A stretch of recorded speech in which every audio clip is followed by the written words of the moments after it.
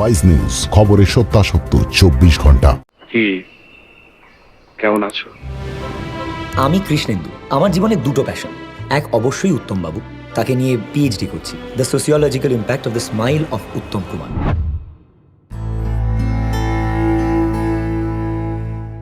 আট থেকে ৮০ মহানায়ক উত্তম কুমারকে আমরা একই ডাকে চিনি, তবে দীর্ঘদিন ধরে তার কোনো সিনেমা প্রেক্ষাগৃহে মুক্তি পায়নি। কি বা করে পাবে, সে তো সশরীরে আমাদের কাছে নেই।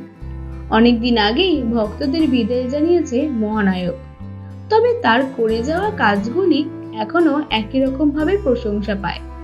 আধুনিক প্রযুক্তির হাত ধরে আবারও বড় পর্দায় ফিরেছেন উত্তম কুমার।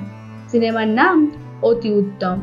উত্তম কুমারের ভূত ব্ল্যাক অ্যান্ড হোয়াইটে তোমাদের এসে দেখা দেন, নানান কস্টিউমে, নানান বয়সে মামদোবাজি হচ্ছে। মামদো নয়, বেমদতি চ্যাটার্জি তো। ইতিমধ্যে সিনেমাটি প্রেক্ষাগৃহে মুক্তি পেয়েছে। মিশ্র প্রতিক্রিয়া দেখা গিয়েছে।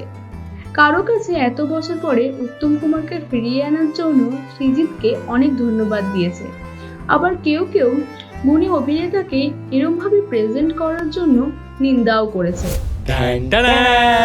নমস্কার নমস্কার নমস্কার নমস্কার ম্যাডাম, নমস্কার।